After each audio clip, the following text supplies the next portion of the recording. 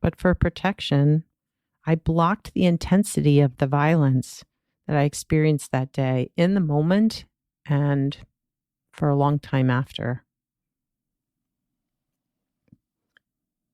And honestly, I can say I didn't even remember how violent the relationship had become until much, much later. I remembered the controlling behaviors. I remember the verbal abuse. I remembered how much I loved him, even though he was so cruel and unkind. But it wasn't real to me how horrible that relationship was until I began rereading my old journals last year. Hi, I'm Biz Cush, a life coach and therapist, and your host here on the Awaken Your Wise Woman podcast. We're talking to women all over the world who found their way back to themselves, to their inner knowing, to their intuition, to their wisest self.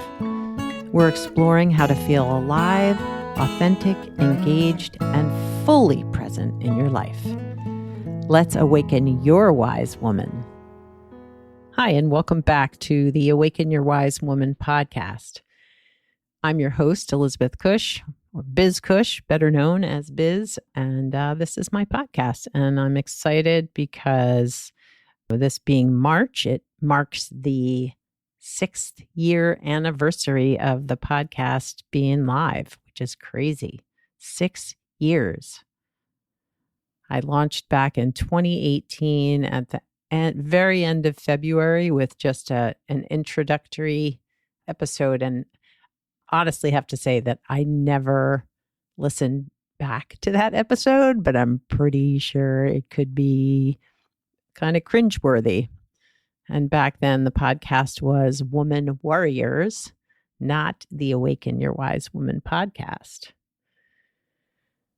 But I thought it would be a fun way to celebrate the first episodes, the first true episodes really being launched in March of 2018, and just kind of look back at the history of the podcast, share a little bit about myself and what motivated me to bring this podcast out into the world and to keep doing it.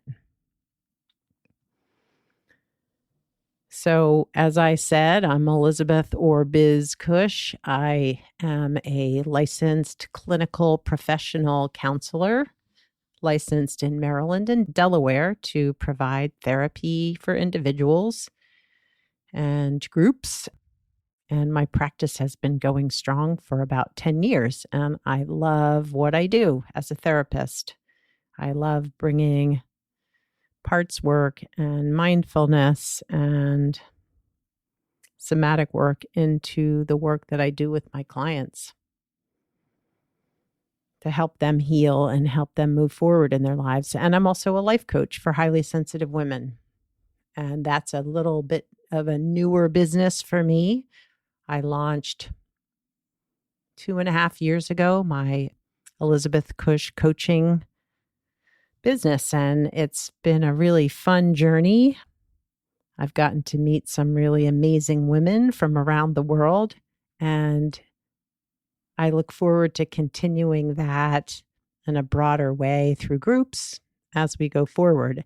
And speaking of groups, my group for highly sensitive women, sensitive and strong women, is launching at the end of this month, at the end of March. So if you're interested, you got to get on a 30-minute call with me to be a part of the group, just to make sure you're a good fit, make sure I'm a good fit and the group is a good fit for you. So if you're interested in doing that, you can shoot me an email through the website, elizabethcushcoaching.com/sign up. So as I mentioned, the podcast started off as Woman Warriors. And the mission then was to really shine a light on the fact that women were twice as likely to be diagnosed with an anxiety disorder as men. And to me, it felt important to explore not only ways to help women manage it, because we all struggle so much, but also to kind of shine a light on why women might be more prone to anxiety than men. But really, at the heart of it was the fact that I grew up as a very anxious child, grew into an anxious teen, anxious young woman, anxious mother, anxious middle-aged woman. And it really, I was determined to sort of unpeel the layers of that anxiety so that not only would I help myself understand it better, but I wanted other women to be there with me on that journey. And knowing what I know about how often women are abused, whether as children or adults, I felt like that was an important piece, that the trauma of what we endured, just really because we're women, felt important to bring forward as well. And I knew I wasn't alone. I mean, you talk to women, have a few conversations with women in your life, and you recognize that everyone has a story. Everyone has some history of something bad happening to them because they were women. And that felt really important to me because from my understanding of anxiety is often trauma is at the root of that. There are unrecognized unrecognized emotions and feelings that have been sort of shoved away because they were too hard to tolerate, and they bubble up. And that is anxiety oftentimes. And if you've listened to even a few of the conversations I've had here on the podcast over the years, you'll know that so many stories told here involve women recovering from past abuse and violence. So it's no wonder that we're twice as likely to be diagnosed with an anxiety disorder. And if you've listened to the podcast in the past, you know that I share pretty openly that I was abused as a child. And for me, that abuse that really was never dealt with or managed, or, nothing happened to help me manage it back then. It led me into some pretty unhealthy relationships as I searched to find love to ease my anxiety and loneliness. I was willing to accept bad relationships if I felt wanted and needed and loved. And I know I'm not alone in that.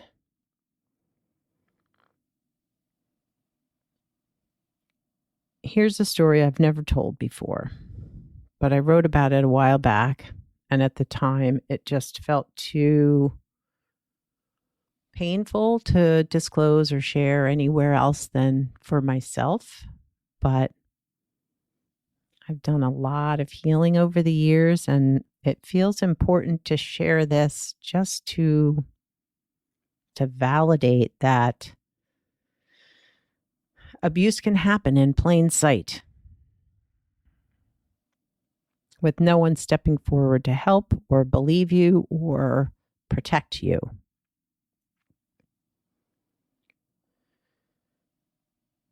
And I just want to, just give a warning here. This is a pretty painful, but also could be triggering sharing for others listening here. So just be aware if this feels too much for you, please turn it off or pause this part and skip ahead. I'm standing in the middle of the common area, seeing myself from a distance. I know there are people watching, and I also know that no one is going to step in to help. He's so close to me. He's screaming at me. I can just feel his anger radiating from him to me.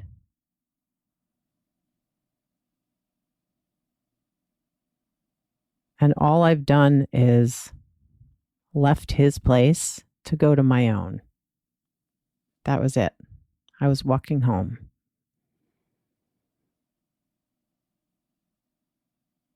But he didn't want me to. He didn't want me to leave. He didn't want me to go back to my own place.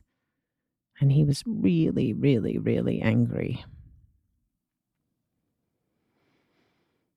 And as I feel his anger and I see the anger in his eyes, it's like he just is not even a person I recognize anymore. And then he puts his hands around my neck. I can feel the pressure on my neck, and yet I'm also so far out of my body, I don't even respond. I just freeze and stand still. No one steps in to help. There are people there watching, people walking by, but nobody stops to ask if I need help. I'm there, but it feels so surreal. It's as if my body is there, but I'm safe outside myself, looking on, paralyzed.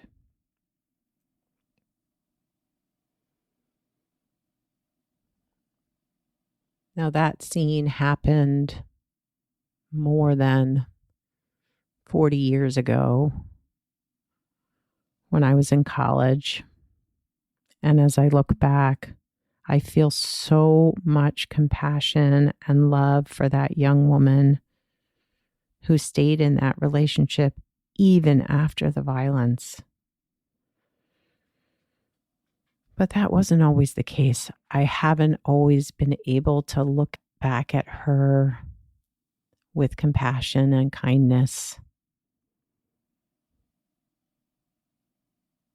Because for a long, long time, I held a lot of shame and disgust and guilt for not leaving, for not being stronger, for just not being different than who I was at that time.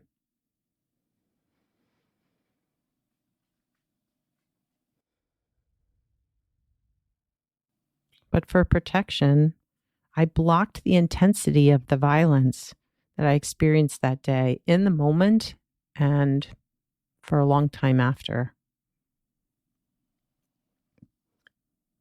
And honestly, I can say I didn't even remember how violent the relationship had become until much, much later. I remembered the controlling behaviors. I remember the verbal abuse. I remembered how much I loved him, even though he was so cruel and unkind. But it wasn't real to me how horrible that relationship was until I began rereading my old journals last year. And it was shocking. It was upsetting. It was embarrassing. But I've done some healing, and I recognize at the time that I thought that he loved me. I thought that I mattered so much to him that he was willing to hurt me. And that just makes me so sad to think that I was willing to let myself be treated so badly for just those little tiny slivers of attention and love and care.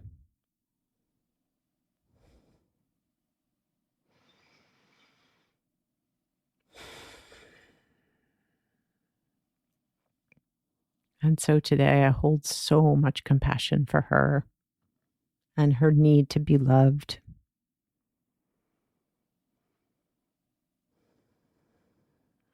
So why tell this story now? Why bring this story to light here on the podcast for others to hear? Because I know that we as women, I would guess 99% of us have experienced some kind of trauma in our lives. And I want all of you to know that you are not alone. And that the anxiety or depression or shaming thoughts that you might have and that you carry on your back, they aren't your fault. You didn't create them. They're all a response to being abused, to having abuse in your life, to being maltreated or sexually abused or hurt. And a lot of the work that I've done with clients over the years, and the thing that has driven me to want to work in the mental health field, is the fact that I've experienced a lot of trauma and difficult things and anxiety and depression. And so I feel I come from a place of understanding and knowing and can meet my clients there. And as I began to have more and more conversations over the years throughout the podcast, I realized that the healers and inspirational stories of all kinds that I have heard from all over the world come from a place of personal growth. And that the wounded healers often make the best teachers, coaches, therapists, and practitioners. And I wanted to share and elevate their stories to validate that you're not alone, and that here is someone who has experienced something difficult and made it through. Not only made it through, but thrived and went on to help others. And that, to me, felt so important. And so as the podcast grew, as I did more of my own work, my own self-work, I realized that it was important to share the stories of healing, not just the importance of the trauma. So the focus shifted back in, I'm forgetting when, back in 2021.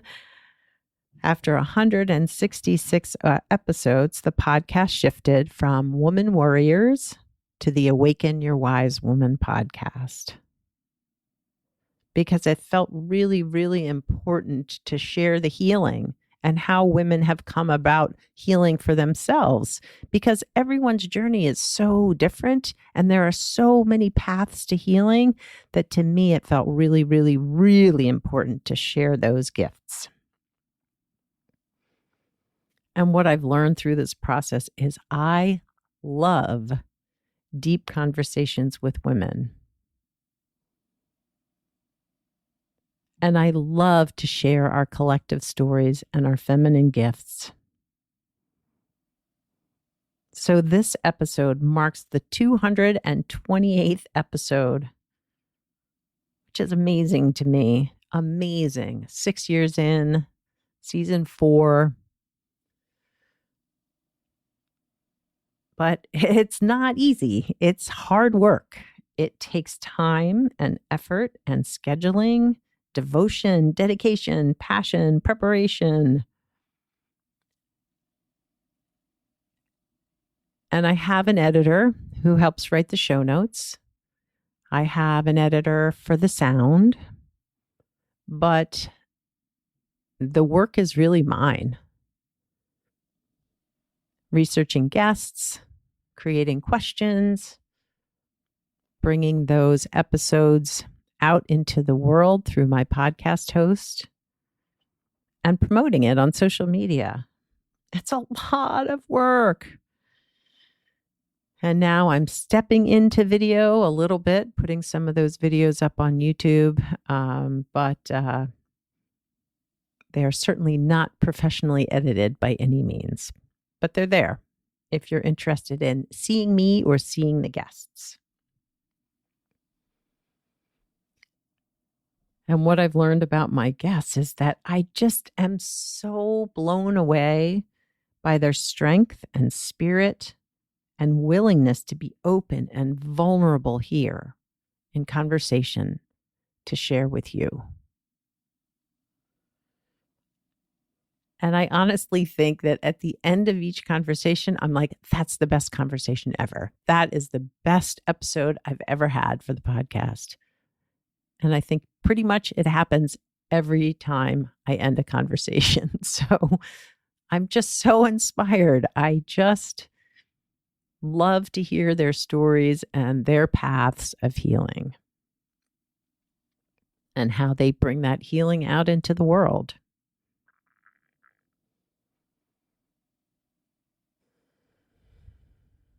And what I've learned for myself throughout this process is that I crave healing.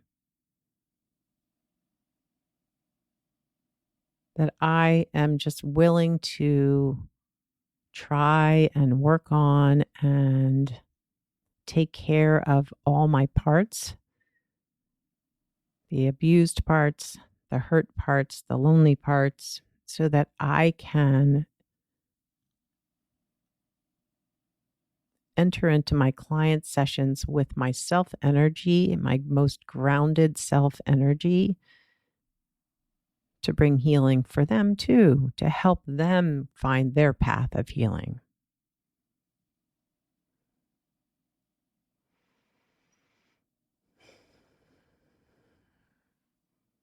Well, I did finally have the courage to get away from that abusive relationship. But the scars lasted a long, long time. A long, long time. The self-loathing, feeling unworthy, the shame I carried, those didn't just go away when I walked away. They stayed with me for years. But I got really, really tired of hating myself. I got really, really tired of shaming and guilting and feeling bad about me.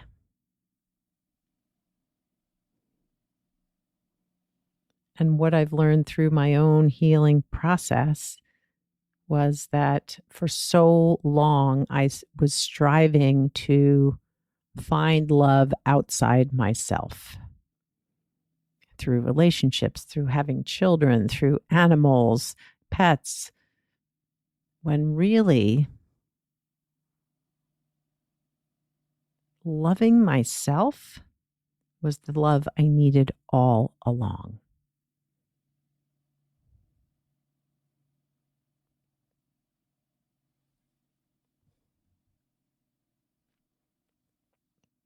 And honestly, that brings tears to my eyes just to say that here on the podcast. Yeah. Yeah. Loving myself was the love I needed all along to heal.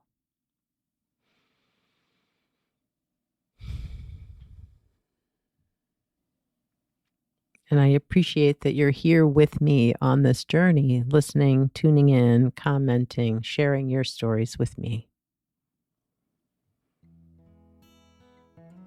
And I'm so grateful for all the guests who have come on the podcast in years past who have shared their stories as well.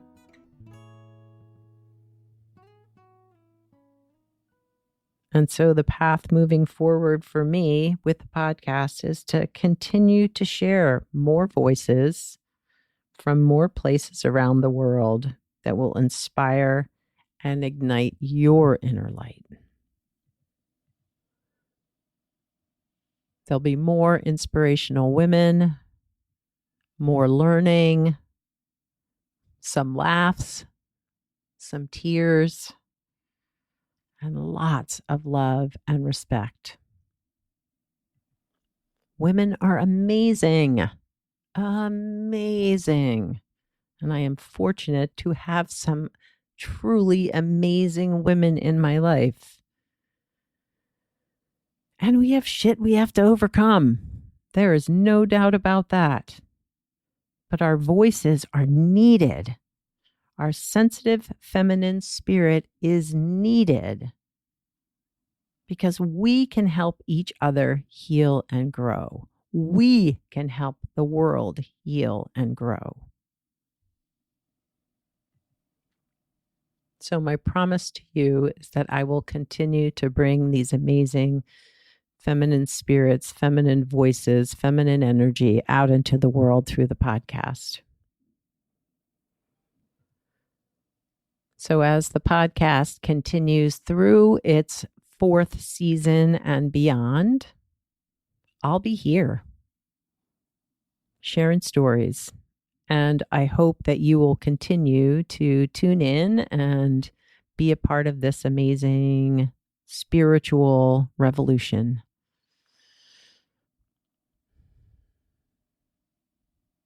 Thank you so much for tuning in, for listening, for following, for being a part of this podcast.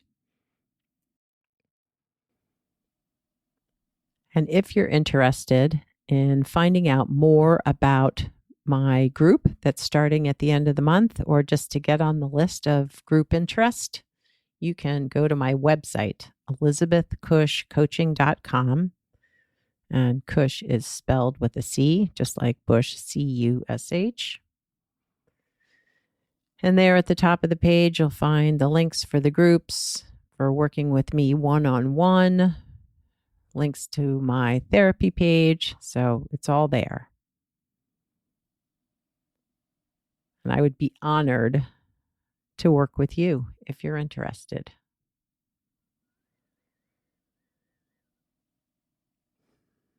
Well, that's it for now. We're wrapping up episode 11 of season 4 and 266 episodes in. If you haven't listened to some of the old stuff, I hope you'll go back and take a listen because there's some pretty amazing stories shared here. I hope you all have a wonderful week, and I look forward to connecting with you back here on the podcast. Thanks for listening to the Awaken Your Wise Woman podcast. The information in this podcast is not a substitute for seeking help from a licensed mental health professional. Music by Andy Cush, sound editing by Laura Disler, and show notes by Kathy Cush. If you'd like more information about me, Biz Cush, and the resources shared today, go to awakenyourwisewoman.com.